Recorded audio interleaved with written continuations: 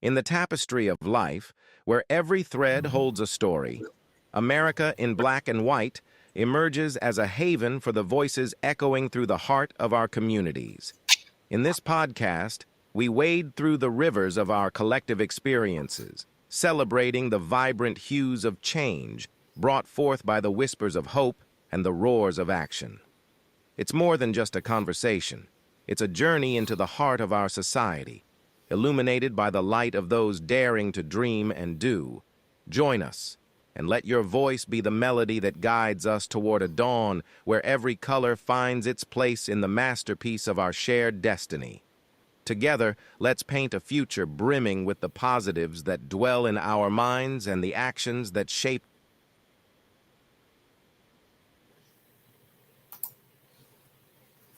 Good evening, ladies and gentlemen, and welcome to another episode of America in Black and White, where we discuss the issues, what plague the underserved and marginalized communities, and how we can best help them and inspire them. Before we get going, our guest tonight is going to be Cowann Owens, and I just want to express that the opinions that Mr. Owens expressed tonight are opinions of his own and do not reflect that of the Veterans Administration. Cowann D. Owens is a licensed clinical social worker with 16 years of social work experience, currently providing mental health treatment to veterans at the Department of Veterans Affairs. Cowann began his career as a child protective service worker in 2008 and branched into a clinical role as a therapist in 2013.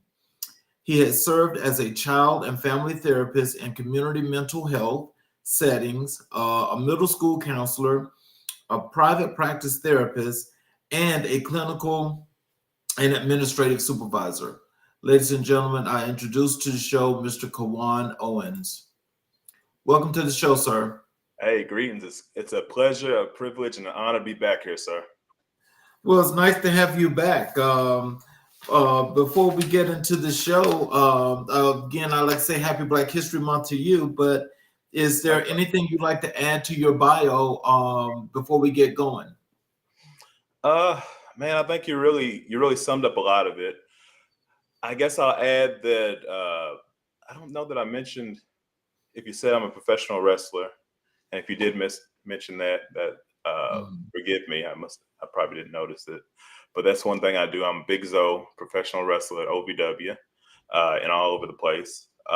In addition to that, I'm a mentor, child mentor for some teenagers. So that's something I do through Mod Squad. So there's a couple of things I do, and of course, proud husband of 16 years and proud father to a wonderful 12-year-old son and an awesome 14-year-old daughter who is currently stomping very loudly upstairs. So also don't be surprised if you hear my 14-year-old son coming in from archery.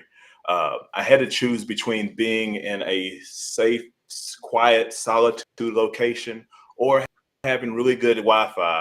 So I had to choose the Wi-Fi because I didn't want to have any technical issues today. So, well, I definitely appreciate that. And as we get started, I'd like to just go first into your career as a mental therapist. Can you tell us what inspired you to go into the mental health profession? So I think it comes back to values. So my top values are my faith, family, helping others or making a difference, health. So when I think about health, health isn't just about physical health, but also our mental wellness. But if I want to make a difference in the world and help others, I feel like I love talking to people. I love listening to people. I feel like God gave me two of these and one of these, so I should listen twice as much as I talk. So being able to make a career out of listening to people and having them feel seen, um, that seemed like something that, like, man, people get paid for this. Like, it's still an honor to the fact that I'm able to make a living talking to people in so many ways. And my main career at this point as a supervisor, so basically supporting other therapists and other psychiatrists and other people on our BHIP team, behavioral health interdisciplinary program. But I just got into the field of social work because I want to help other people and make a difference, because I know that our world is far from perfect. And any little difference that you can do to chip away at kind of the inequities and kind of the issues that are going on in the world seems like a life worth living. Wow. So, just do you find comfort in the mental health profession, and for what it should provide for those that you actually work with? Absolutely. I think honestly, in these trying times, the fact that I get to talk to such a diverse and unique population of individuals, that I'm going to talk to people that are Republicans, people that are Democrats, people that are Christians, people that are Jewish, people that are Muslim, people that are atheists, people that have all types of world vantage points, Black people, white people, Asian people, Hispanic people, all types of people across the globe. And in doing that, it's allowed me that opportunity to be able to gain more empathy, to gain more insight and wisdom from other people, because it's a two-way street. It's a mutual relationship. So it's not just that I'm giving, giving, giving, giving, and the client's taking, taking, taking. It's kind of like that reciprocity. So I get to level up from every session that I have from clients. So being able to see that people from such different, unique perspectives from my own, we can still be able to get along, gives me kind of hope for the world in a way. It's like when you talk to people that see the world, it's like, well, you voted different from me, or your religious ideology is different from mine. How can we get along? But when you sit and actually give people the opportunity to be vulnerable and open up, then you actually learn a lot, and that gives me faith in humanity. So, I think your internet's a little bit unstable because Oh, you keep freezing a little bit and then you're coming back. I just wow. wanted to tell you that. And I'm right Um, next to the router. I hate to hear. I also hear the lightning and thunder going on outside, okay, so that I could don't know be if it. that's a factor. So I That can't get could any be. closer to the router than this. I'm touching it. Yeah, that could be. So, can you tell us, as being into your profession at this point, up to this point, what have you found to be some of the things that have been plaguing the Black community when it comes to mental illness? Well, I guess thinking specifically about the Black community, it's same for most communities, but I think it's about tribalism. That is what I believe to be the greatest struggle within the world, the ideological tribalism that we have, where people believe that um, it's like gang warfare, where it's like you either think this way or you think this way, and I have to either be on this side or I have to be on this side. And the Hmm. divisiveness within the community, where people like the haves and the have-nots, Hmm. the bourgeoisie, those that like I think as much as I appreciate and respect W.B. Du Bois, the concept of the talented tenth, it had its place and its purpose. But I think that the idea that only the top 10% of us, the elite, the greatest of the great, it makes it so easy for those of us that might have put ourselves or had the opportunity to get in a different plane to not look at the rest of our people with the same level of respect and equity that they deserve. Um, and I think that other people feel like it's just challenging, like where they have to sometimes point the fingers and blame other people for their circumstances, and in some cases rightfully so. But I think just the challenges of us fighting, like you ever hear that analogy? If you take a jar and put black ants in it and red ants in it, and if you shake it up, then all of a sudden they'll fight. They're fine until you shake them. Then once you shake them, then they're fighting. I think that there's constant shaking of that jar going on. And I think that's within the Black community and just within the world at large, where people are trying to find what are the differences. Okay, you're wearing Jordans and maybe I like these shoes or whatever it could be, to where we're not necessarily like people are so quick to like get gentrified in their neighborhoods or get a little bit of piece of money, move out of the neighborhoods. And I'm not saying that's necessarily a bad thing, but where it's kind of like people don't look at their own people as their people, and try to look at, well, I'm one of the good ones, and that disconnect that we have from our culture. And I think that's Wow. problematic, that Mhm. bourgeoisie type of, or I should say bougie type of Mhm. attitude that people sometimes have. That's problematic to me. So I mean, like, so in that situation, let me ask the question this way. Sure. Do you think that primarily the economic status, which is definitely a problem for the community as a whole, but for some people is worse than others? Are you saying that you think that those that really are at what's considered to be a lower tier of the culture are the ones that suffer more and could have more of a mental illness problem than those at the top?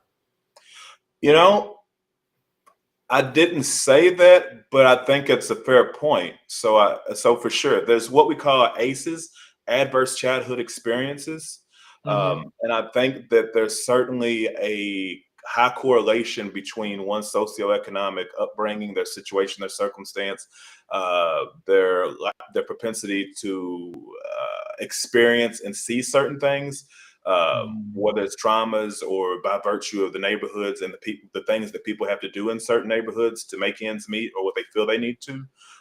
So Hmm. sure, I do think that there's something to be said for that. I'll also venture to say that probably the biggest issue in our world in general is class warfare. Like it's like we think that it's just about race and culture and the black versus the white, but if Hmm. you really pay attention, it's really become about class and classism and how people are looking at themselves and looking at others, and that Hmm. less than type of looking down your nose at people. And I think that's Hmm. really problematic, as opposed to looking at other people as being just as human as anybody else, regardless of how many O's you got in your bank account. Hmm. Can you share a memorable success story from your career in mental therapy? Sure. Um, there's a story that uh, I try to share this one without getting overly emotional. This is actually before I was a therapist per se, as far as I mean, I can give a lot of those stories. I guess let's start off with that one. That's a little bit of a softball. I remember one of the first kiddos that I graduated from therapy. He was in the fifth grade. So I don't know, 10, 11-year-old kid. Um, a lot of symptoms of ADHD, high activity level, difficulty getting along with his peers. Some of it was the inattention, some of it's just not really paying attention to things and just kind of being silly. And it was difficult for him to forge strong, meaningful relationships.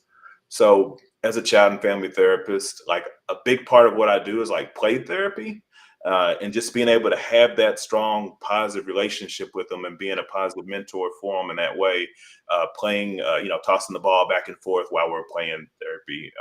We call it feelings ball. Um, I'll never forget that after, I say probably about a year or so working together, we have what's called, where I used to work, a graduation tree, where it's this big vinyl sticker that goes on the wall. And then we have these little leaves that we put on it. So when a kiddo graduates, they can write their name and whatever little saying they want to put. And I'll never forget that kid wrote, um, "Thanks, Kawan. Now it's time to go make friends." You know, and to me Oh, that wow. was really impactful, like knowing that he considered me as a friend in a way. Obviously we have those boundaries and those good relationships, as far as like I can't technically be your friend, but we can definitely have a collegial type of relationship. So knowing that the work that we did together gave him the opportunity to feel comfortable and confident in his own skin to go out and make friends, that meant a Mhm. lot to me, because he was somebody that came in with loneliness and a lot of the challenges associated with that. Other story I want to tell you real briefly, and I'll be succinct. There was actually, when I started that job as a therapist, there was a client that I used to work with during my CPS days who was Mhm. dealing with a history of addiction. I was her CPS worker, and I was involved in, unfortunately, terminating parental rights with two of her children. She was a young mother, and this woman tracked me down and called me. And it's kind of weird when somebody calls you at your new place of work. That's like, oh, why are they calling me? And she's just like, I just want to tell you thank you, because you were one of the few people that actually believed in me, and you gave me all the opportunities in the world, and you empowered me. And although, I didn't get my kids back, I still have a good relationship with their adopted mother. And now I have another daughter. I've now found Christ. I have a good job. I've been clean and sober. unlike my former partner, I'm still alive and thriving. Her partner ended up passing away. And she's like, you literally saved my life because of the belief that you put in me and helping me to believe in me when I didn't believe in myself and I wasn't ready to make those changes. But so it's like, wow, like when somebody goes out of their way to track you down, to send you that message, kind of knowing that, hey, you were involved in terminating parental rights and like making it so she's no longer the mother of these children, but she was able to put that aside and express humility and gratitude for that. And that just makes a world of difference, because when you're told you're a baby snatcher and all the other things that you get told as a CPS worker, it's like, man, that was like really kind of gives you what you need to keep going. So. Mhm. Now that's very compelling. With the end of the story, even though you said that she said she didn't get her kids back, I mean, is there a chance that she could possibly get them back now, or is that like permanent adoption? That's permanent adoption. Yeah, that Oh, case was, it's kind of like after a case is open for so many months, we have the first year, and don't get me to quoting things in a field that I haven't worked in for well over a decade, but there's permanency. Like we have the goal of reunification for at least the first year that a child is out of the home. She had more than it probably was close to at least 2 years of having these kids in out-of-home care, and random drug screens, a lot of court visits and opportunities to kind of have supervised visitation, and she just wasn't able to quite get it together to the point of us feeling comfortable and being able to return the kids. So at that point, the kids need some kind of stability, and so the judge made the decision that they would be adopted. I mean, fast forward, I mean, these kids are probably adults by now, which is kind of me showing my age a little bit. So I mean, she couldn't get them back because they're probably grown. But mhm. even if they could, like after you had a couple years to get them back, at some point you got to give them some permanency and move on. But luckily, she was able to have a good relationship with the adopted parent, to where it worked. And she had another child, a daughter, and they were able to kind of have a decent relationship, from what I've heard, at least. Oh, wow. So, how do you approach building trust and rapport with your clients? Hmm. I think it starts with me being vulnerable and being open, because I think that people aren't going to want to give more than they're willing to get on the front end. I mean, some people will, and every therapist is a little bit different. So this is just me. I feel a little bit more comfortable in my own skin, and also I'm a larger male, right? So I don't necessarily have the same maybe the same vulnerabilities or same fears that maybe a smaller female might have. And I know I'm speaking in kind of absolutes, and I don't mean to. Mhm. But if I tell somebody my personal information, like I'm not going to say, here's my address, here's my direct phone number, that kind of stuff. But I feel like I can be a little bit more open, a little bit more honest with who I am and comfortable in my skin. Some people have those very, very, very firm boundaries where they're not going to tell you if they're married. They're not going to tell you if they have kids. They're not going to tell you where their hometown is. They're just not going to give you anything. So for me personally, how it works, and no fault or shade or anybody that doesn't take it this way, but I give people a taste of who I am. I say, look, I'm Cowann Owens, and pretty much the intro that you gave, without like tooting my horn or saying, this is my CV, this is my resume, this is all the great things. It's not about that, but it's like, just so you understand who I am and where I come from, I'm gonna give you a little bit of insight, a little bit of background. So by being able to open up and share with people and give your honest feedback about stuff, people don't always necessarily need your unfiltered opinions. Like, it's not about me telling you what to do and that kind of stuff. But I Mhm. think people just want you to be honest and real with them. So if you're able to be honest and real with people, then they're going to be honest and real back with you, because that's how you kind of establish that trust. Mhm. So, what are some common challenges you face when working with clients? Hmm.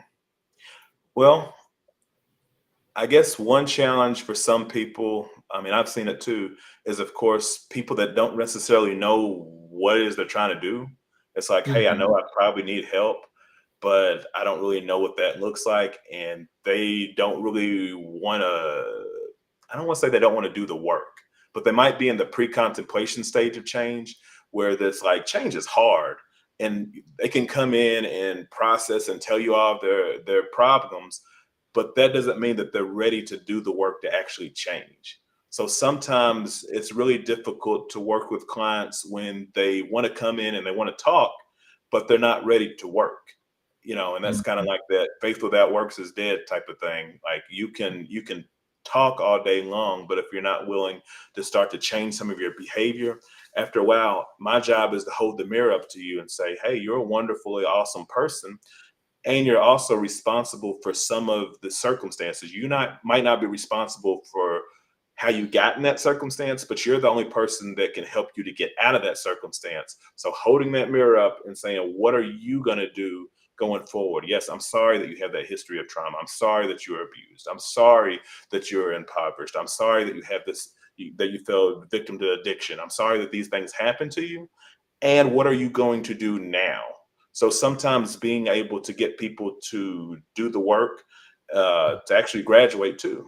Um, One of the challenges I face, no fault of the clients that I work with, is just by virtue of where I'm at, we have an access problem. There are way more people that need to come in to get therapy than there are therapists to provide it, which makes the wait times a little bit farther, which then makes Yeah. it really difficult. Like, in a perfect world, if somebody could get weekly or biweekly therapy, then after a few months you might be able to graduate. If you can only get in to see a therapist once, 4 times a year or something like that, then it's going to be hard to really make that traction to do the change work too. So it's kind of like every session feels like a reintroduction sometimes. So that can be difficult too, like figuring out how do you prioritize the people that are ready to do the work versus the people that want to kind of just come and chit chat. There's nothing wrong with chit chat. And sometimes that goes back to your last question of how do Mhm. you get that trust and that rapport, by Mhm. knowing that people have that safe place to open up. That's a starting Mhm. point. But at the same time, it's like we can have the cows, the crisis of the week, and we can do the doorknob therapy where you wait to the last minute to tell me the big problem that you should have told me 55 minutes ago. Yeah. But if we're not willing to actually like look at our treatment plan, what are our goals, what are the problems, what are the objectives, what are the interventions, how are we going to work on those things to actually make the change, then we can't expect change to happen. Mm.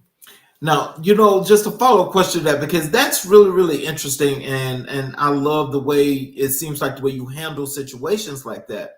But what if you've got a client that's actually stuck? Mm. How do you handle that? So I guess it really depends on what their definition of stuck is, because Mhm. I hate to be flippant with it, but like stuck is different for everybody. So it might Mhm. be a lot of times people are like, I lack the motivation. And when you're Mhm. waiting on motivation, motivation is garbage. It's not real. It's fake. Like Mhm. motivation, you're never going to feel motivated to do the things that you need to do to change. And I'm kind of paraphrasing Mel Robbins here, so I'll cite my source. She talks about activation energy. I think that's a better phrase than motivation. So Mhm. sometimes helping people to get the activation energy to make the first steps towards change, that can be the thing. We can do what's called metacognition, which is it's a way to trick in the brain into doing things that we don't really feel like Mhm. doing. So Mel Robbins, again, she talks about the 5-second rule. So counting 5, 4, 3, 2, 1, and then getting up and starting to take action towards something. So if it's like, I want to go to the gym. The hardest part about going to the gym or working out or exercising is not actually lifting the weights or getting down and doing the push-ups. It's like going to the gym. Like that's the hardest part, not actually the work. Getting on the treadmill is easy, but getting to the gym is the hard part. So saying, all right, 5, 4, 3, 2, 1. All right, I'm going to the Mhm. gym. Just starting the process is sometimes the hardest step for people. So when they're stuck, being able to encourage that. The other piece is if somebody's truly stuck, then it's like, what is their end goal? Sometimes being able to say, if I had a magic wand and I could wave it over you and things would be ideal, not perfect, but Mhm. ideal, then what's your goal? Helping them to visualize and vision and start to paint that Mhm. picture of what their ideal, not perfect, just ideal life would look like, can sometimes give them that momentum to at least, even if that's not going to motivate themselves, it at least gives me that language to then communicate with them. I'm going to speak their language and hold them accountable for the things that it is that they said they want to do. Mhm. So not a perfect answer, but I think that's the way that we Mhm. start. And also holding people accountable, being like when you have that trust and that Mhm. rapport, that relationship goes a very long way. So when people are like, hey, Kawann's going to keep it real with me, then I don't hold back. And sometimes calling them on their crap, it's like when people come in with insurance or by virtue of federal government and somebody else paying the bill, then it can be simple for them to not take it so seriously and just like, oh, I want to keep coming back. This is great. But then when I say, hey, if you were to pay me $150 an hour, would you still be motivated to come in and chit chat with me? And sometimes like that seems kind of icky when you put it in those terms, but it starts to like put your money where your mouth is type of thing. And it's not about the money, but it's like how much skin in the game do you have? How much investment do you have in this process? So sometimes helping people to see that perspective of, am I coming to chit chat like you and because I consider you a friend, or are we actually doing clinical therapeutic work? Like, again, I'm in the healthcare field, not in the friendship field. It's a little bit different. Mm. So how do you stay current with the latest developments in mental health care? Oh, of course, TikTok. No, no, I do think that there is a place for. I say that in all jokingness, but I do think that I've recently started myself on TikTok as far as trying to spread a message. Cowann Owens, LCSW. On TikTok, just finding opportunities to give little 15-second to 60-minute clips to kind of inspire and motivate other people. So I'm hoping that like using social media in a positive way to be able to give it to other people, like and teaching some people some of the anecdotes and some of the lessons that I'm saying here. And maybe somebody's not going to have an hour and a half or whatever to watch this whole podcast. I hope that they do, but maybe they can find 60 seconds, 15 seconds to watch a little clip and be able to give that. So that's one way that I'm able to provide that source for free of charge, is to give as a way of giving back. I think that I'm also able to find some sources through YouTube, through the journals. The biggest source for me is again being a member of a behavioral health interdisciplinary program. That means that although I'm the supervisor, I'm the boss, right? I don't ever consider myself to be the smartest person in the room, because when I feel that that's the case, then I'm in the wrong room. So surrounding yourself with other people with other experiences, other expertises. So learning from the psychiatrists, what's the best and latest, greatest medication, the nurse practitioners who are on the field, the RNs who really know how to get their hands dirty and do the hard work, fellow psychologists, fellow social workers and psychologists and licensed marriage family therapists, being able to, again, yes, having fellowship, whether it's in person or via social media, but also, just kind of keeping abreast of any of the articles. So I'm currently in school, getting my DSW, Doctorate in Social Work. So I come across a lot of articles by virtue of working toward my capstone dissertation type of project. So I stay abreast in that kind of way. But a lot of it is just, I like to stay on podcasts, not much different from this one, to learn from people. And YouTube, or the YouTube University, you can get a lot of really good stuff off that. It's not just entertainment. Of course, you have to kind of cite your source and kind of figure out who is it that I'm learning from. You can't just listen to any Yahoo, but if it's like a legitimate source, you can get a lot from that. Just driving to and from work and listening to YouTube or a TED Talk and that kind of stuff can be beneficial.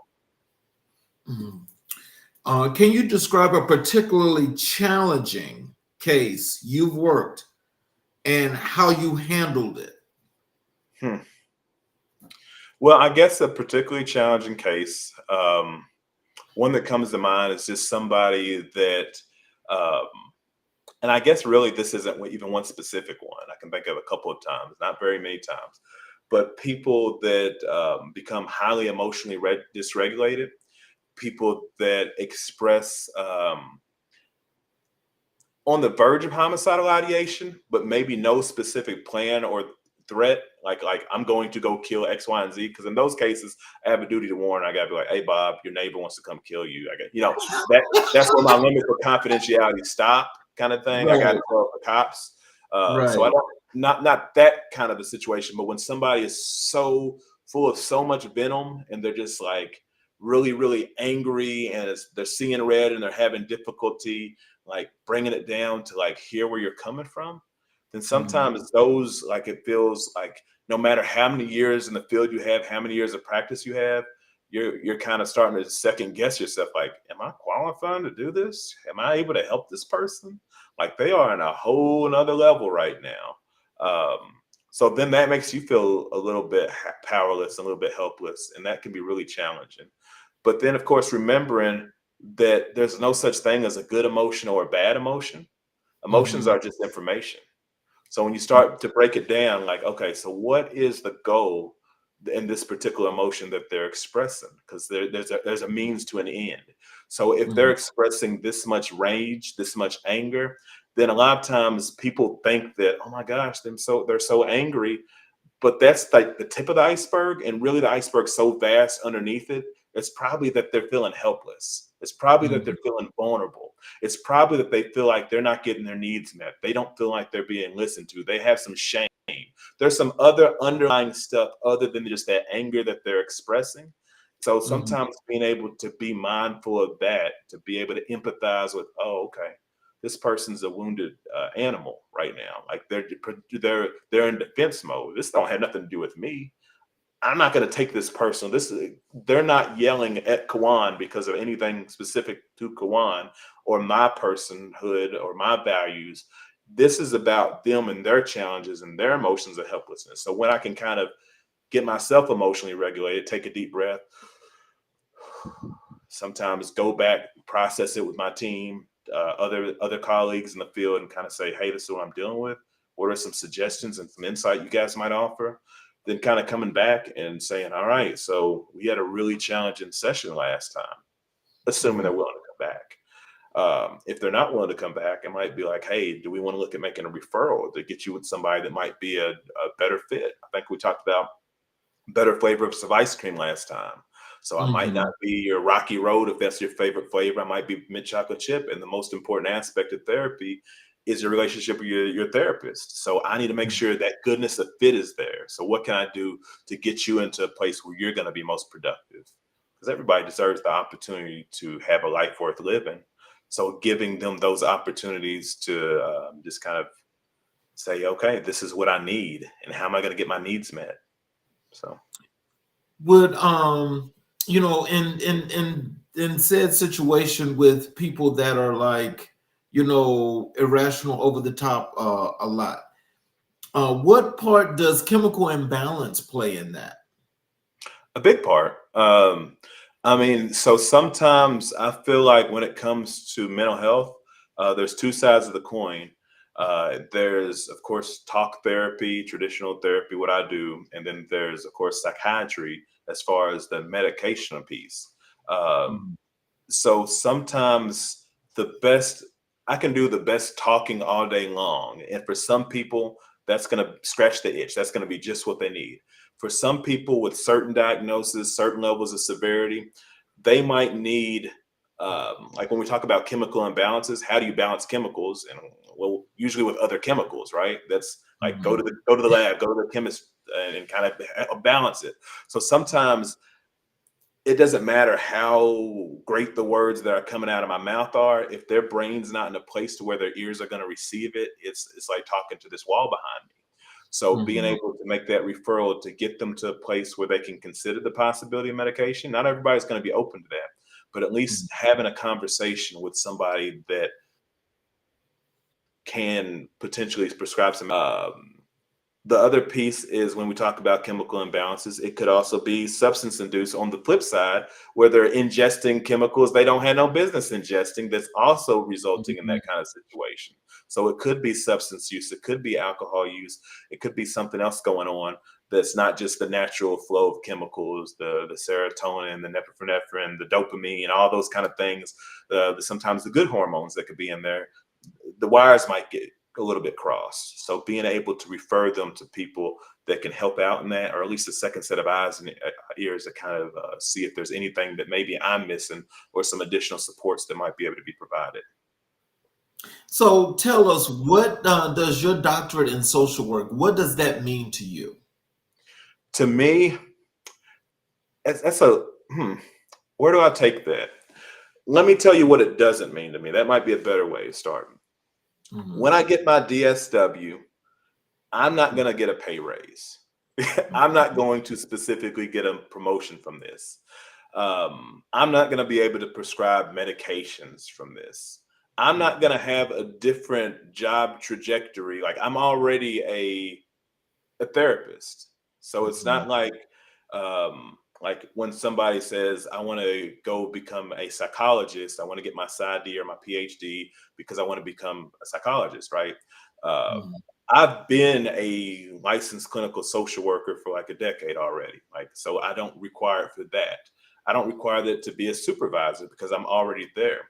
What I believe my DSW is going to provide me is what's going to provide my clients is the opportunity to give me what I hope to be a seat at the table, an opportunity to amplify the voice of who I consider to be, in some regards, the voiceless. So people that maybe I can advocate for, maybe some opportunities that I would not have been able to happen, or like people might not have respected, oh, LCSW, you're just another social worker. Because a lot of times LCSWs, we're like the worker bees, right? We're the ones that are doing a lot of the heavy lifting in these agencies, mental health places. But then you have the doctors, the psychologists, the psychiatrists, the whatever professions that are sometimes running the facilities. So to me, a DSW gives me that opportunity to be able to advocate a little bit more strongly. It's going to amplify my voice, I believe. So all the clients that have put all of their trust in me and all their faith in me, it's going to give me the opportunity to sit at those tables and say, look, here's some inequity. Here's some opportunities for growth. Here's some places that we can make a difference.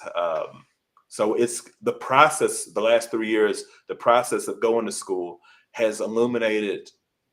It's been more of an unteaching, an unlearning, of figuring out how much I actually don't know and how much there is to continue to gain, and that intrinsic motivation to continue to learn beyond just the letters behind your name and in front of your name. So when you have a name like Cowann and people like to call you Cowann, or mispronounce your name, then it's like, well, Dr. Owens is so much easier to say. So in just, I say, oh, it'd be cool to be Dr. Owens. But it's not about that, right? Like, it's not about the power, like all the differential. If anything, it's about being able to, how can I make a difference to the world? Because actually the decision to get my doctorate was while I was listening to a book on tape. It was Tarana Burke and Brene Brown, You Are Your Best Thing. It's an anthology of a bunch of Black voices, individuals that have all these stories, and it's a wonderful, wonderful book.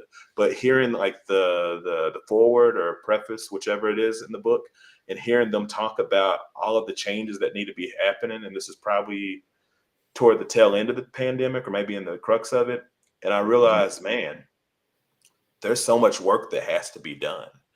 And I think that that's what I signed up for. So having that DSW will hopefully give me the opportunity, give me the keys to be able to help make some of that change. So that's what I'm hoping for. So what role does self-care play in your work as mental therapist? Well, I think everything. If I'm not in a position to, you can't, it's really difficult for you to be a hypocrite, right? If I'm telling other people, hey, make sure you're getting enough sleep, make sure you're eating good, make sure you're exercising, make sure you're communicating with people in such a way, make sure that you're doing the things that you love. And then I'm just completely, sometimes they say the doctor is the worst patient or whatever. Like, if I'm not taking my own advice, then I'm not going to be able to be a vessel or a tool or a resource for other people to benefit from. So I think that me being able to do the things that recharge my battery, it's the only way forward. It's the only way that I'm going to be able to pay it forward to other people. So for instance, I mentioned to you that I'm a professional wrestler. That's an outlet for me, that going to pick other grown men up and slamming on them out is like, that's an outlet for me, right? So being able to have that opportunity and that avenue to do the thing that I love. And ironically, I'm a professional wrestler for the same reason that I'm a therapist, and I'm in the field of social work, is to elicit emotions from people. So whether it's me being the good guy and dancing and doing silly things and entertaining people, Mhm. I'm allowing them for the couple of hours they come to my show to suspend disbelief, to be involved and immersed in something that's so different and something that's so unique from their 9 to 5 they were stuck in, or the situations that might be stressing them out, to just have that release. So I'm able to get that release from that process of being an entertainer. And I'm able to also allow people that safe haven, that safe place to be able to come and let their hair down and just be able to, I guess, control something they don't necessarily get to control. Like if you go to the movies or you go to a football game, like the movie is going to be the movie, whether you watch it on tape or you yell at the movie screen. If you're watching another sport like football or basketball, they're going to be playing as good as they can play. It's not going to make much of a difference. You come to watch me wrestle, and if I pick the guy up and I slam him, and then you're like, slam him again, Big Zo. And I might be like, all right, this one's for you. Third row, watch this. Woo, boom. You know, if I'm a bad guy and somebody's like, boo, you suck, I might look back, you suck. And this is what I'm gonna do to you, good guy. Bow. And like, so it's like that call and response type of thing. Like when I'm a good guy, I come out and say, what time is it? Everybody yells, Zo time. What time is it? Zo time. And that allows them that opportunity to be a part of the show, to be a part of something that's bigger than them.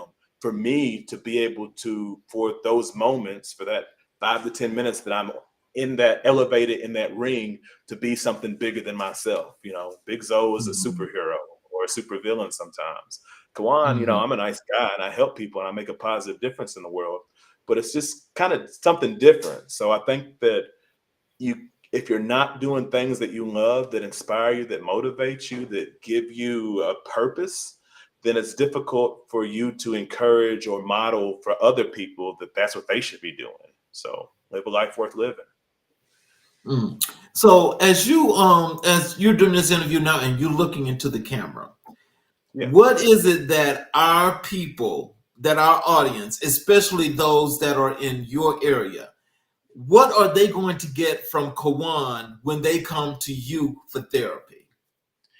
Uh, so when you come to Cowann for therapy, you're going to get the most genuine version of myself that I can give you, right? I don't believe in pulling punches. So if you're somebody who, I don't know, I don't want to finish that sentence in the wrong way because I think it could come off as callous or cavalier. So some people, I meet people where they are, I guess is probably a better Mhm. way of putting it. Mhm. Sometimes people are going to want somebody that's going to just give it to them straight, no filter, and I'm able to Mhm. give that to people. If somebody needs somebody that's going to be a little bit more compassionate or a little bit more patient, I can give that to them. So some of it is by virtue of having, 4 decades of being a brown person and learning the art of code switching. I'm Mhm. able to learn how to appropriately meet people's needs, meet people where they are.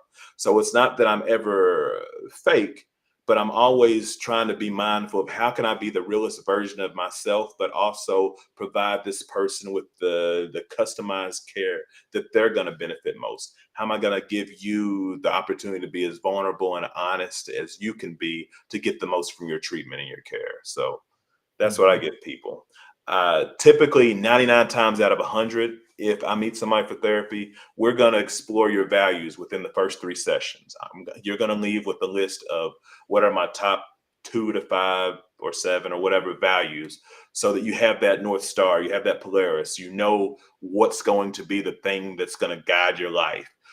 That allows me to have the language to communicate with people in, because if I know your values, I know what's most important to you, then I know how to motivate you. So motivational interviewing is my go-to as far as interventions go. So helping people to have that mirror held up to them to see what are your strengths, what makes you uniquely wonderful and beautiful, what makes you different from other people, and how can I continue to help you to reach those goals. We're going to come up with comprehensive treatment goals as far as, what is the greatest change that you want to make during your time together in therapy. I'm going to be very clear and kind and concise in doing that process, so that there's no question about what are we working on. And if we start straying too far from that, then I'll kind of remind you like, hey, we said that our top treatment goal was this. Do we need to update our treatment plan, or are we working on the wrong thing? Because I need to kind of hold you accountable in that kind of way, in a firm, clear, loving kind of way. Um, Mhm.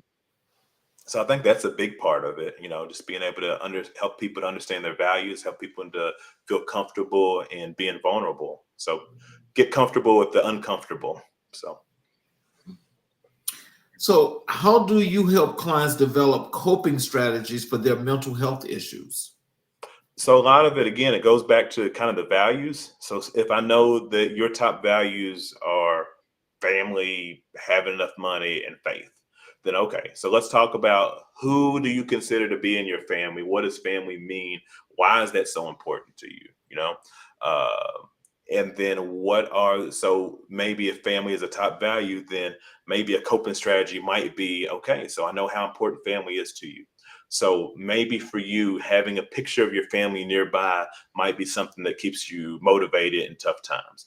Maybe being able to have those opportunities to talk to certain family members on a regular basis, or write letters, or journal, or have those things. Like by knowing your values, it kind of helps me to kind of tailor them to your needs. So if Mhm. your relationship with your partner is the most important part for you, then okay, how can I help to support that? Maybe we need to invite your partner to come into a session too, so that we can involve them in the process. If having Mhm. enough money is a top value for you, then how can we help you in reaching that goal? Is the issue that a coping strategy is budgeting? Do we need to look at limiting our spending? Do we need to look at finding side hustles so that you can find ways to leverage your talents and the things that you enjoy to make additional sources of income? So a lot of it is, if faith is your values, then how are you living into your faith? Is it that we need to find a church home, or maybe attend more regularly, or maybe prayer or something, reading the Bible? What are some things that really resonate with you? So when I come up with people's coping strategies, number one, I don't come up with them. I Mhm. empower them to come up with them based off of, you've told me your values. So here's this big menu of services. Here's maybe some suggestions I might offer and pull out of them. But it's usually like based off of the values, because that's a big part of motivational interviewing, which, as I mentioned, is my bread and butter. Mhm. So, what advice would you give to someone considering a career in mental therapy? I think it's kind of like, well, broken record here, but what are your values? Like if your Mhm. value is getting rich and famous, I mean, could it happen? Maybe you could become like, I hate to even say Dr. Phil at this point, but I mean, there's not too many avenues where a therapist is going to be rich and famous. You can certainly become comfortable. You can Mhm. certainly like go viral if you get the right video or something like that. But I think it's like, is one of your values helping others? Is it making a difference? Is it health? Because if you're not people focused, people oriented, and it doesn't have to mean that you're super gregarious and you're outgoing, you just love to talk and you're a ham, because there's different flavors of ice cream. Sometimes people might like somebody like myself that has a little bit more over top energy. Some people might like somebody that's a little bit more meek and a little bit more toned down, and that's okay. A little more buttoned up, a little bit more on the professional side, which I can certainly be professional too. But I think kind of understanding what is your end goal. You know, is it just because you like helping people? Is it just because you like talking? Because if those don't resonate with you, then it's probably not going to make a big difference. Like, because you're just going to be super frustrated. I'll also say that a big part too is knowing your limits and knowing your needs, because therapists need therapy too. I've gone and I've gotten help when needed in situations, and I think when other people feel as though um, I can sit in this seat, but I can't sit in that seat, I'm too good for that. When you feel like you can't reverse roles, you can't be humble enough to accept help, then who the hell are you to give help? Like that's a Wow. very, very hypocritical thing. Like, right. Like Mhm. that's it's like jumping a car, right? Maybe my car is running this time, so I can pull the jumper cables up and I'm gonna, jump start your car. But there might Mhm. come a time when that reciprocity is needed. Maybe not the same car jumping, but it might be that at some point I'm gonna need some help from somewhere else. And if I Right. can't recognize when my bucket is empty and put my own ego aside, then how can you're not looking at your clients with the type of respect and reverence that they deserve, because such a humble thing for them to have the humility to come to you and entrust you with their life, quite literally. In some places, people are suicidal. And Mhm. people are expecting you to be able to help to get them on a proper path. If you're wasting their time because you don't really, again, you don't have the bandwidth to do what you need to do to take care of yourself. And also going back to what you'd asked a few questions ago, um, do you have a growth mindset? Are you willing to continue with your CEUs? Are you willing to continue to learn the greatest trends and the topics that are going to resonate in modern culture that are going to be most helpful and most beneficial to people? So I think that that's important to people know that this isn't just like a quick, easy paycheck.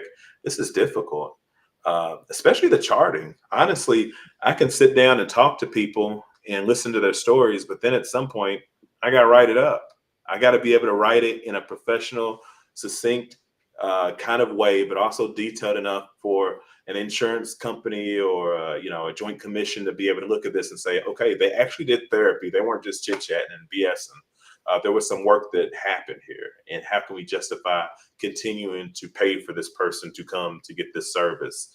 Mhm. So being honest with yourself and being honest about what it is you're trying to do and accomplish. So, how do you handle the emotional toll of working with clients in distress?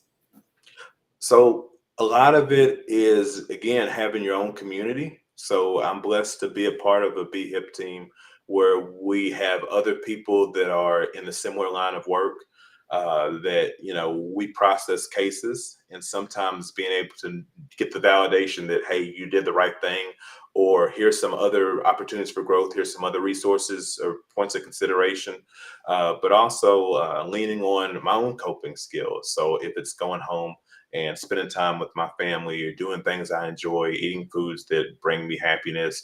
It could be exercising, getting on the treadmill, lifting something heavy or whatever. What are some things that help me to process? Sometimes journaling is something that can be done. I don't journal on a regular basis. When I do, I love to do a gratitude journal. And that's where I think about what are 3 to 5 things that were good about the day. So as opposed to like writing 5 pages worth of all the crappy stuff that happened throughout the day, which there's nothing wrong with that. It's processing that has its place too. Just Mhm. taking a few seconds to just say, okay, so today I had a delicious turkey sandwich. Today I had a great conversation with my wife. Today I was able to spend time playing video games with my kids. I was on a great podcast and I had some really good therapy sessions, just spitballing some things. All those things didn't happen today. But Mhm. if those were some things that maybe I would put in a gratitude journal, like it doesn't have to be earth shattering. I solved world hunger and I cured cancer and I've made all the difference in the world. It might be just the little tiny things that are like, okay, this is going to keep me going for tomorrow. And then when I take backtrack and I look at my gratitude journal for the last week or the last month or the last year, when I'm having a really crappy day, I can be reminded that, man, you had a lot of really good moments too. It might not have been perfect, but you still got a reason to keep going because look at all these little things and these accolades and these accomplishments that have been beneficial for your life. So keep it moving. So, let's transition to your work as a school counselor. Okay. So tell us what motivated you to become a school counselor. What was happening at that time in that moment when you wanted to do that? So it was a really unique and interesting opportunity. So it was actually a colleague of mine, a fellow therapist at the place that I was working at the time, community mental health agency. Her husband was a science teacher at that place, and she kind of told me about it. I never heard of the school, but it was that particular place was a private nonprofit school. It was also a boarding school. So there was an opportunity to not only be a middle school counselor, but also to be a dorm parent. And the idea of kind of immersing yourself in that kind of a situation didn't seem like there was going to be too many opportunities in life to at least give it a try. Whether or not something you do for the rest of your life, that's neither here nor there. Uh, but it just seems like something that like I really love kids and I love. I always wanted to do something in the school system. Mhm. Um, and it just kind of seemed like a really unique Like I've been a therapist for a while at that point, not a super long time. I guess at that point I had maybe 5 years or so, maybe a little bit more therapy experience. So I was like, if I were to actually move into a school and make the difference with these young people, then what kind of a feedback would that do? How can I invest in the world? I found that working with kids in general, and I think we talked about this a little bit last time with mentorship, it's so much easier to help people in their life to start them on a good path rather than trying to retrain old habits or trying to. I don't believe in broken people, but if Mhm. you think about an adult that's gone through a lot of crap, there's a whole lot of trauma and a whole lot of unpacking and a whole lot more work to do on the back end to fix a situation, a lifetime of trauma and a lifetime of pain and suffering, versus trying to be that role model and that inspiration for a young man or a young person on the front end. So it seemed like a really cool opportunity to just immerse yourself in your work and to do something different at that time. So as a school counselor, are there any success stories that you can share with us that you've had with some of your students? Yeah, I mean, I was in that work for a couple of years Mhm. before the contract was not renewed, unfortunately. And that was a really devastating story, because we were all in that situation as far as literally sold our house, moved into this place, and our contract was not renewed, right? Mhm. So I wasn't there long enough to really see the long term impact that I would have liked to in that particular place. But I think the seeds were planted to where now, fast forward, I don't know, like 8 years or so, I'm seeing these kids now graduating from high school and graduating from college and starting families and having all of these positive experiences. Some kids actually that are going into the mental health field, some people that are actually working in the school system now. So being able to see some of those kids that had a lot of challenges that are now kind of giving back and reaching out and like just, hey, I remember when you said such and such, and I'm so happy for you. I'm happy that you are a part of my life, that kind of stuff. Mhm. So there was one young man in particular, and I won't go into the specific details, but unfortunately, he was in a situation where his brother unintentionally passed away by firearm violence. Ooh. And being able to work with him directly through some of that guilt, some of that shame, some of those circumstances was very inspiring. Like knowing that there was so many challenges, so much trauma with that, and having Mhm. like I don't know that you can really work with somebody on the same level. Like just hey, I'll see you once every couple of weeks.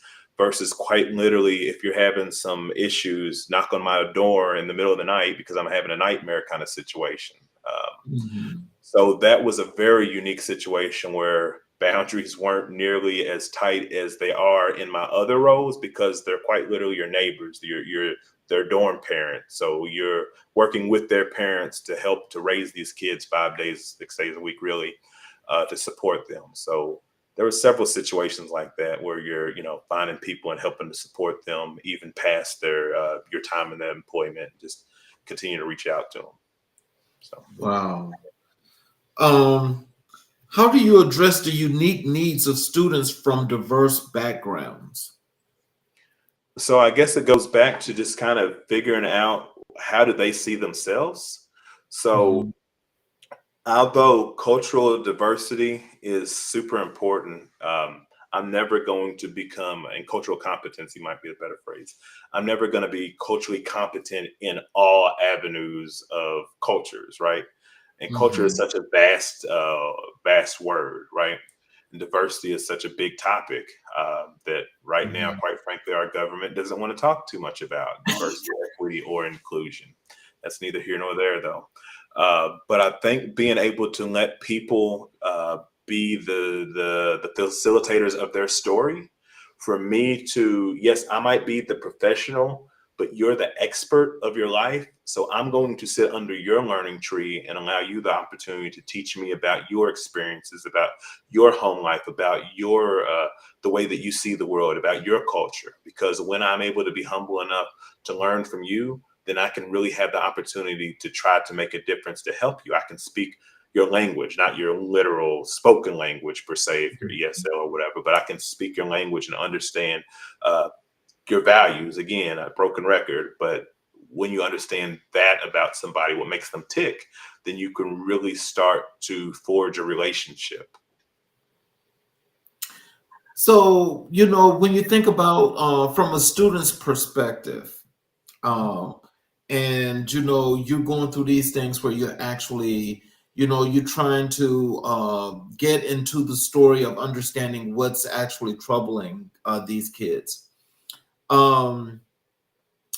Is the in-depthness of learning, from counseling of these kids, is it much more in depth to pull this out, or do you have the need to pull that out in order for them to get that much better? Because, and I'm asking that question before you answer it, because, I'm just thinking about, like, is there something that you really want to pull out, because you never know what that might be? Yeah, it's kind of the idea of opening up the Pandora's box, right? Like, are you ready to deal with some of that? You know, I think that whether we're talking about young kids or we're talking about old adults, like I work with Vietnam era veterans that Mhm. sometimes 50 plus years keep Pandora's box pretty tight. And when it starts to peek open, I was like, oh, I wasn't ready to go there. Not that I wasn't ready to go there. So even with young kids, I think we have this pathologization, like this, like everything we pathologize everything, like what's wrong with you, or what's your issue or whatever, and we're constantly looking for the negatives. But I think really the good starting point, again, it goes to relationships. So I like to start with what's right about you, what's unique about you, what makes you beautiful, special, and unique. Because once I can kind of figure out your strengths and what makes you tick and understand you as a person, because to me, that's so much more important on the front end to know than what's your problems, what's wrong with you, right? Because the issue is sometimes it's not really what's wrong with you. The better question is, but Right. people aren't going to be vulnerable enough to tell you their full, honest, unedited version of their story until they trust you.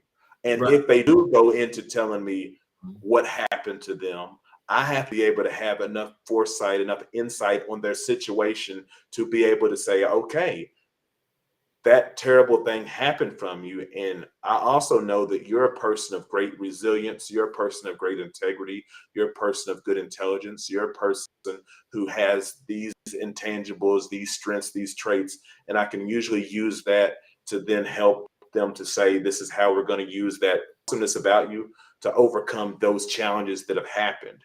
Because there's nothing we can do to erase the past. And Right. the only thing that we have control over is our actions. So let's come up with a plan to understand what actions are we going to make in the future to make the best life possible for you, bearing in consideration the things that happen to you. Going back to what I mentioned before about ACEs, those adverse childhood experiences, that Mhm. those shape in a lot of ways, those impact, I shouldn't say they shape, they impact a lot of people and a lot of their outcomes, whether it's their physiological state, their health factors, their likelihood to be impoverished or to deal with substance abuse, addiction, mortality rates, early death, all those things are ACEs impact. But like, and in like, oh my gosh, this person there's ACE scores registers like 10 scores. So if, oh my gosh, this person has an ACE, so they're going to go to prison, and they're going to be addicted, and they're going to live in poverty. That's not a guaranteed indicator, but there is definitely a correlation, a high correlation with the more ACEs you have, the more challenges you have the potential to experience. But Mhm. again, that's correlation and not causation. So there's people that might decide, I went through a lot of crap growing up, So I'm going to become a mental health provider. I'm going to become a organizer in the community. I'm going to make a difference in other people's lives. So, what strategies do you use to engage students and build trust with them?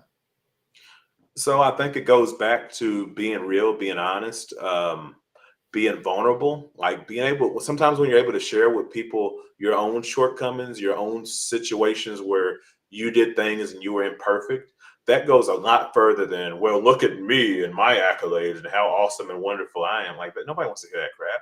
People want to know that you're just as real as them. So sometimes being honest, like, yo, I got egg on my face and let me own that for a second. But also meeting them where they are. So going back to culture, culture isn't just about ethnicity or nationality. It might also be like, what are you into the hip hop culture? Are you into pop culture? Like, what are you into? So being able to meet them where they are, like, what are your interests? Like, oh, you like Yu-Gi-Oh? Oh, cool. I've seen that before. Or like, oh, Dragon Ball Z. I love Vegeta. Or, oh, what music you like? Oh, that's your favorite artist? I haven't heard of them, but why don't we pop that on YouTube real quick and listen to that? Oh, I kind of vibe after this. Or now they all right, but have you heard of Nas? You know, being able to meet them where they are and finding those opportunities of growth in those areas of commonality and interest. I like video games. So being able to say, okay, what's your game? Oh, you're into Roblox? Well, I don't know a whole lot about that. My son talks about, his Blox Fruit game. Maybe I can give that a try. Or my wife, my daughter, she's been on that Minecraft a lot. I might do that. Or, my wife, she's been on Animal Crossing. She hadn't been on it in a while. But finding those things that maybe I don't know a lot about them, but if I know other people that I have an awareness of it, then I might be able to tap in on that and tell me a little bit more about that and why is that an interest and help me to understand that. Because if I understand the things that they love, then that might give me that in to understand and connect with them. So, how do you support students dealing with academic and personal challenges? Well, I mean, I guess part of it is we put so much emphasis and so much weight on grades. And some of it's we need to figure out, well, what is the reason for the academic deficiency? Is it that the child is having difficulty with comprehension? Are they having difficulty understanding? Do they truly not get it? Do they need a little bit more support, a little bit more tutoring? Or is it that they're just not doing the work? Is it that the work's not challenging enough? Is it that they just don't feel like it? Is it that they're distracted? Is it that they're hungry? Is it that Maslow's hierarchy of needs, their basic needs aren't being met? They're not getting enough sleep. So again, trying to understand what's going on with you instead of what's wrong with you. Why your grades look like that? What's the matter with you? That's not as helpful as, okay, let's figure out what's going on, So because you might be able to gain more insight on that. When I was dealing with kids as far as behavior stuff, I was big into restorative justice. So helping kids to understand that our actions and our role in the community makes a difference. So if I do something that maybe is going to impact the milieu, that's going to make it so that the other people around me are compromised or uncomfortable or distracted, then how can I make it right? So I think being able to take ownership and accountability to situations and empowering them that, hey, you're going to make this right. When you screw up, it's not because you are a screw up. It's just because there was an action that you did, a behavior that you did, a decision that you made that could have been better. So let's walk through how this can be better next time around. So, how did you address issues like bullying and peer pressure in schools? So in particular school I worked at, it was because it was such a tight knit community and there wasn't too many kids. There wasn't a whole lot of like covert bullying going on that you didn't know about. And you had a relationship. I had a relationship with all the kids, so it might be a matter of bringing the kids together for mediation. It's about like when you're in a position where, again, this is what is unique, like talking to me as a middle school counselor / dorm dad, at that time versus somebody that just works in a school, and that's not throwing any kind of shade on them. It's just kind of different work to where when you're quite literally tucking the kids in and waking the kids up, your relationship's a little bit more intimate and they're going to be able to open up in some kind of ways. So it might be, hey, let's come together, bringing the kids together and being able to work through whatever challenges they have. But also the other kids are going to hold each other accountable too. So there's not a whole lot of bullying that's going to happen that the other ones are going to let slide. Because like, yo, y'all's brother's keeper, right? So is this going to be something y'all going to let slide? So usually there wasn't a whole lot of that would happen, but there would be some accountability like, yo, right now you're kind of messing up things for everybody. We're all trying to be able to get to this morning meeting and to be able to enjoy the game or the activity that we were trying to get to. Um, and right now your bullying is not helping. So, but also getting to the root of it, because a lot of times if people are bullying, then it's because of something they've observed or something they've witnessed or something that's going on with them. It's usually not about the kid that they're bullying. It's about something going on internally. So again, getting to their strengths, their values, and helping them to understand uh, those restorative justice type of tenets. How are we going to use this to overcome some of those difficulties? So look, and so as we think about February, and here in America, we call it Black History Month. Oh yeah. Can you tell us what inspired you to choose Muhammad Ali as your influence in Black history? All right. Well, so a few reasons. So first of all, I am born and raised in Louisville, Kentucky, and people know that Cassius Clay is from Louisville, Kentucky. So Yes, he he's a is. Muhammad Ali is a Louisville native. Um, Coincidentally, I was on the Ali Center planning committee when I was in high school.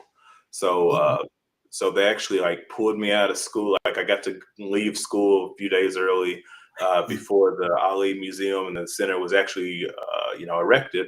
Like they wanted to get a perspective of a young student. Like, what are some things that you would like to see in the Ali Center, and like kind of getting to be a part of that. That panel was really humbling.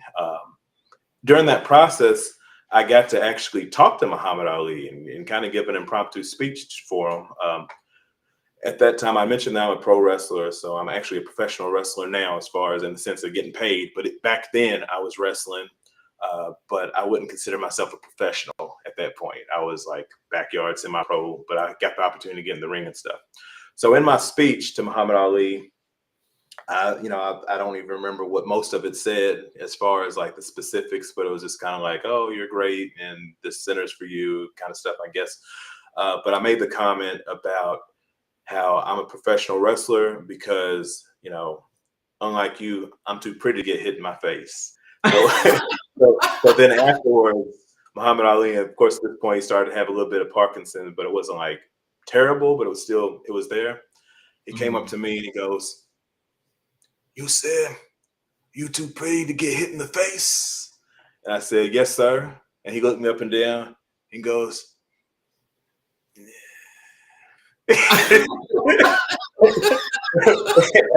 I had to sit with that for a while. I was like, dang, the great one just said that I'm okay. I'm kind of pretty. I guess that was his interpretation. I don't know what he was getting at, but I always thought that always sat with me. So as far as why I picked him, there's so many reasons. Him being an advocate for others, him being the world's greatest as an entertainer. I appreciate, like, you wouldn't have The Rock without Muhammad Ali. Professional Mhm. wrestling wouldn't be what it is today. There'd be no Attitude Era, in my opinion, without Muhammad Ali, because boxing is, already very exciting, but how do you make an exciting sport even more exciting when you have Mhm. somebody trash talking and talking about how they're going to be the greatest and they're going to float like a butterfly, sting like a bee, rumble young man, rumble, all the things like that have inspired and motivated me to want to be an entertainer, to be able to give back in that way. But also, aside from being an entertainer, he's somebody that stood on his business. He's somebody that's about his values, that although he didn't go to prison, he was willing to, be a conscientious observer during the Vietnam era war. He's like, I'm not going to fight this particular war and kill these people that ain't never done nothing to me. My values are that I don't believe in that particular thing. Mhm. Say what you want about him, but that integrity to stand on his grounds in a time when, you know, you couldn't just dodge a draft. That's kind of a big ass deal in our country. You can't just be doing that. And I know that you're a veteran, so I know that sometimes veterans have, I'm not saying that you do or you don't, But when people have made the conscientious decision to voluntarily sign up, and then somebody that was unwilling to go, sometimes people feel some kind of way about that. I don't think, Exactly. yeah, so that can be a challenge for some people. But I have to respect that he was, regardless of whether you like the decision or not, he was somebody that was firm and knew who he was. Uh, the fact that he was an advocate, and he wasn't just some dumb jock. You know, he would go on at a time that Black folks didn't have the voice, they didn't have the platform to be able to say some of the things that he said. He would go and tell people like, hey, this isn't right. This is discrimination. This is racism. And you're not going to treat people the way, you know, and these inequities aren't going to slide. So I think that the fact that he was multifaceted, in 1999, Sports Illustrated gave him the Sportsman of the Century award. And as a fellow sportsman, that's got to mean something, you know, as an entertainer, whether we're talking about football or for me, professional wrestling. The other important piece about Muhammad Ali, why I picked him, is because there's something that a lot of people don't know about him. Mhm. And that is one fun fact is that my family kind of had some ties with him. Like my grandpa used to sell like snow cones back in the day, and little Cassius Clay would come by snow cones for my family. So that was kind of a cool story. But the thing that people don't really think about with Muhammad Ali, like even you have like Mike Tyson, they're like he's the world's greatest heavyweight fighter of all time, coming from other heavyweight fighters, giving him his powers. But people always look at his accolades, him being an Olympian, him being a world champion, and how great he was. But they don't know about the road work, which is like he didn't just wake up one day like and just say some catchy catchphrases. All of a sudden, he's really good at boxing. Like he put in so much work. He was getting up at 3, 4 in the morning and going running the miles and doing the jump rope and boxing and lifting the weights and all the things. Was he cocky? Yeah, but it's really not cocky if you can back it up. He was confident. So that air of confidence that exuded in him and the need to be an entertainer to make that difference for people. It wasn't just that he's sensationalizing things just for no reason. He knew how to be a salesman, how to sell himself, how to make the sports world more unique and more interesting. So for all of those reasons and probably some others that I'm going to kick myself for forgetting after we get off here, he's the reason why I picked him as a representative for African American Black History Month. So, how has Muhammad Ali's life and legacy impacted your own career in life? Well, I mean, I guess it goes back to like as far as professional wrestling, like you know, when I'm cutting a promo or I'm trying to channel a certain level of confidence, I got to think, you know, what would the great one do? What would, you know, I start thinking about it, like, how do you have that confidence to be able to go out there and do the things? So sometimes just wrestling is a perfect example. Um, Anxiety or nervousness and excitement are kind of sort of the same thing, and making the decision that before I go out of that curtain, that those butterflies in my stomach and the heart palpitations and the lightheadedness and the, you know, all those feelings, that I can either choose, oh man, I'm scared, I'm nervous, or I can choose, oh, I'm excited, I'm about to go entertain these people. And being able to challenge my inner Muhammad Ali, that helps me. So as far as also making a difference and being an advocate for others and doing and standing up for what's right, regardless of the fear, the fact that I'm doing this podcast and I'm talking about DEI as a federal employee in a time when, you know, somebody might see this and be like, yo, let's go and cut this dude down. You know, he was willing to throw his Olympic medals in the ocean, and he was willing to potentially do time in prison to stand on his values, then who am I to not stand on my own business as far as making a difference in the world, realizing that sometimes there's some things bigger than yourself. So that's how he makes a difference as far as my professional career. It's not just about the little things, the here and now. It's about the legacy and the impact that you can make by kind of putting yourself aside. Can you share a particular quote or moment from Muhammad Ali that resonates with you? Well, I think I already shared the one that probably resonates the most, which is, you think you're pretty? You're all right. Because that's something that he quite literally said to me. You know what I mean? I mean, obviously, um, I'm the greatest is something that sticks out. This might be a little cliche and a little simple, but knowing that him being the greatest isn't just I'm gonna just be cocky and arrogant, but it's like a mantra that anybody can embody. Like it's just a matter of I'm going to be the greatest at what I can be the greatest at. Nobody can be better or greater at being me than me. So I am the greatest. You know. Mhm. So that's something that embodies me. I embody. So, what lessons have you learned from Muhammad Ali's journey and achievements? So I guess it goes back to kind of that selflessness, to putting yourself out there, to kind of recognizing that, the goal is sometimes bigger than the vessel. Like, yes, there are things that could put your own self at harm's way and at risk of, in his case, incarceration, or at a time when you're talking about the war, like he could have, as he was fighting a bigger war zone here than probably over there, by having the nerve to stand up and say some of the things that he said at a time when Black people didn't have no business saying the things that Black people were saying, the ones that, the handful of the ones that now in retrospect is like, oh yeah, we love, Martin Luther King Jr. He's a hero, the I Have a Dream speech. And these, like, no, man, these people quite literally are getting death threats and people trying to kill them on a regular basis, and still having the confidence to stand up and say what's right, because it's what's right and it's what's going to make a positive difference and impact for the lives and well-being of others. So, how do you think Muhammad Ali has contributed to the representation of Black excellence in sports and beyond? Man, I think that in professional wrestling, like, as I mentioned before, there would, like, the Attitude Era wouldn't have any attitude if it wasn't for like The Rock coming in and embodying Muhammad Ali. I think that sports entertainment wouldn't be as entertaining without that. It would just be people trying to score points.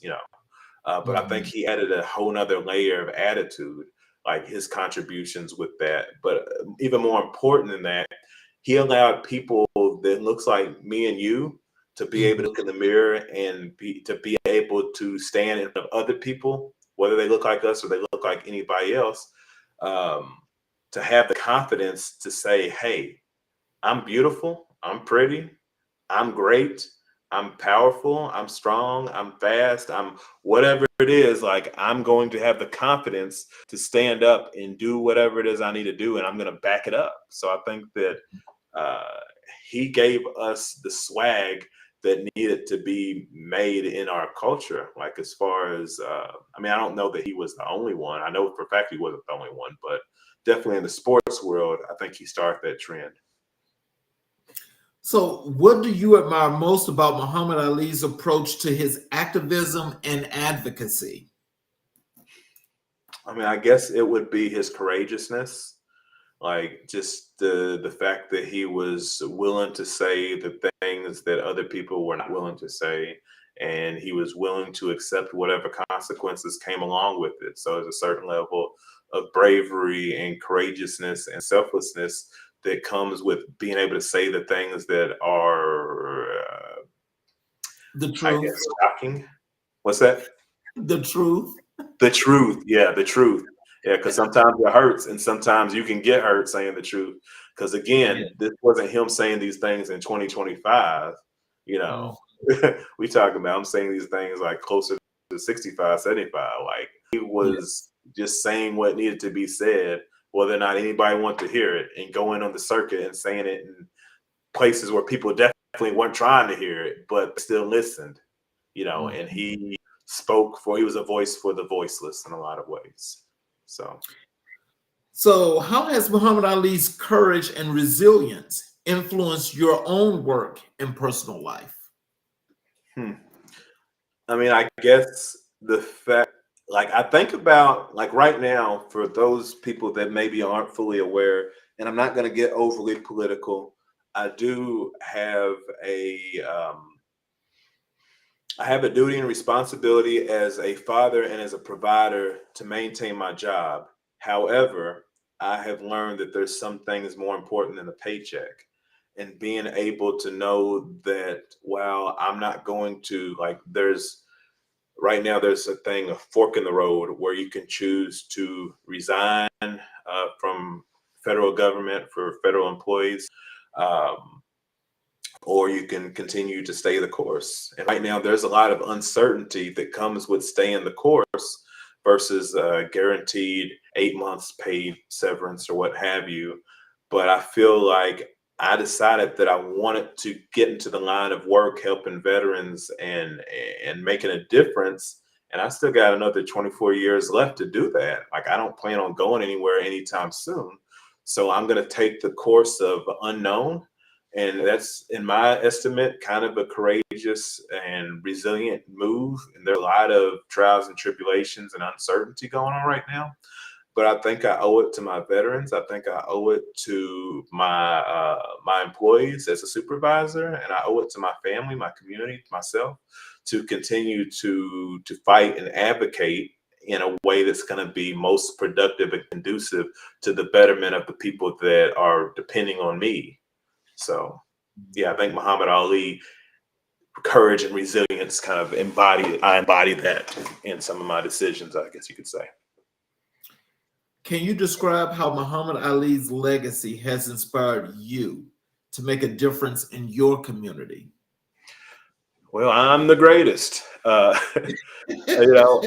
You know, I think that, again, as a fellow Louisville native, I'm a bit of a homebody. Like, I really love where I'm from, and I couldn't imagine. Well, no, that's not true. I could imagine living in California or living somewhere else. I could imagine that. That'd be great. But right now, I'm comfortable and okay with my look at my community in a way that knows that it could be so much better, and it should be so much better. So what contributions can I do to make a difference, to improve the community, like the legacy? Like with grief, the sixth stage of grief that a lot of people don't know about is actually finding meaning. So if I had to find meaning in the life and legacy of Muhammad Ali, I feel like not everybody, a lot of people from Louisville look up to him and resonate, like his work has resonated. A lot of people not from Louisville, they know about Muhammad Ali, and there's that connection there. So I think if there's anything that I can do to try to make this community that I was born and raised from a little bit better, I think that's a good way of honoring his legacy. So what message do you think Muhammad Ali's life and achievements send to the Black community? I think it's one of those things that you can do anything and be anybody in a way, that sometimes saying the unpopular truth is more important than saying the comfortable, I don't know, catchphrase or whatever. So I hope that people will kind of follow suit and have that confidence that he exuded, to do what's right in the face of adversity. So. Well, how do you plan to incorporate Muhammad Ali's influence into your own projects and initiatives? So I plan to try to be as honest and as courageous as I can be. I think that, as I mentioned to before, doing the road work is so important. Like, yeah, is it to be the greatest? Sure. But I'm not going to just wake up being the greatest. So knowing that there's so much work and so much effort and energy that goes into improvement and progress, that's something that the road work concept and mantras kind of taught me. So being able to embody that hard work is how I'm going to make a difference in making a difference in the lives of others and improving, finding progress and maturation and strength. So trying to be humble and helping other people in that particular way. So. Well, and so in closing, what are some of the things that you would like for our audience to take from all of the wonderful life lessons, achievements and nuggets that you have dropped on us when it comes to mental health. The achievements of Muhammad Ali and the influence, and also just in those things that you do, how people can connect with you, either for services or to learn some things. What are some of the things you want them to know? So I think it's important people understand that progress is a process, that you're not going to just want to do better, therefore you're just going to become some better version. Like, I think that there's actually a show, Ted Lasso, that I watched, and there's a quote toward the end of it, and I don't want to spoil it for anybody who hasn't seen it. But one of the characters asked, do you think that people change? Can people get better? Can people do better? And one of the characters is kind of like, I think that people are just who they are. They're always who they are, and they don't necessarily change. But I think if we ask for help and do the work, we can constantly work toward getting better and doing better. And I think that that's the thing. It's not a matter of you're not already a wonderful, awesome individual. It's just that maybe our behaviors can change, our perspectives can change. So I think that that's something that I hope that people can take away, that doing the work every day to make a little bit of is kind of part of the process. That you can do that you are already somebody that's capable and powerful beyond your awareness, your means. That's something I think Muhammad Ali would instill in a lot of us, as far as that confidence to do better and kind of recognizing that, no, you're not already where you want to be, but if you have a goal and you work toward it, you can keep on getting better and keep on getting better and keep on getting better. What I hope that people are able to get from me is little nuggets of hope, that you don't have to take everything that I have as the gospel. Just take a nugget or two, right? Know that if you want to get better, you can do better, and take everything I'm saying with a grain of salt. If any of the words that I've said have been helpful or inspiring, then by all means, you can follow me on Facebook, Cowann Owens, LCSW, COWANN OWENS, LCSW. Not too many people with my name on there. I have the same name on TikTok. I think it might be Cowann D. Owens. But if you type in Cowann, there's probably not too many of me. COWANN. Top, like I mentioned before, I drop little 15-second to 60-second nuggets here and there. But also I have a book, Cooking Up Counsel and a Recipe for Peace and Unsavory Times. It's available on Amazon. So a lot of the kind of the mantras, a lot of the analogies and metaphors that I use here, I use a lot of cooking type of languages and food type of language to explain mental health in the process for people, put it in a very accessible kind of way. So if you like what you hear from me, follow me on Facebook, follow me on TikTok, follow me on, or get my book, Cooking Up Counsel and Peace and Unsavory Times. It's very funny, it's entertaining, and I think you'll get a lot from it. So please, for your time. Well, I would love to thank you for being a guest tonight, especially here at this wonderful stage, in our lives, and shall I say in history, because this truly has been another great episode. This visit of yours, just like the last one, it serves up a lot of good things that I think people should take and use in their life long living. And I just want to thank you for just wanting to take the time out of your day to be with us, to have another great show. Absolutely. For those that are listening to the show, that are out there listening on the YouTube channel, I would love to ask you if you could please support us and go to the YouTube channel, subscribe, get the notifications, where every time we do a live show, you will be able to watch that show live, as well as go back and watch it anytime you feel like it, as well as any of our old previous recordings. Because I think in each and every last one of those shows, there are lots of lessons to get from the shows, especially like the one tonight, because mental health is one of the things that's growing so rapidly in our communities, those of the underserved and marginalized communities, that we need to do what's necessary to make this as best and as easy as possible for each and every individual as we can. Just as Cowann stated earlier, you know, when we try to do things, we try to do good, we want to do better, we want to help others to do the same thing, because as we can make that influence or have that influence on a lot of people in our communities, it only makes our communities that much better and that much stronger. I do believe that in this time, and as unity comes to be, that we can definitely do that. We will do that. We shall do that. I want to thank you again, Cowann, and I appreciate you for spending some time with us. I want to appreciate everybody that has watched the show tonight. And I will ask you all, if you have the time, to please come back and watch us tomorrow night. Because again, we will have another great show for you. And it will be something that's got learning lessons for you that will help you to make an impact, not just in your life, but in those that you touch. Thank you all for being with us tonight, and please have a wonderful evening.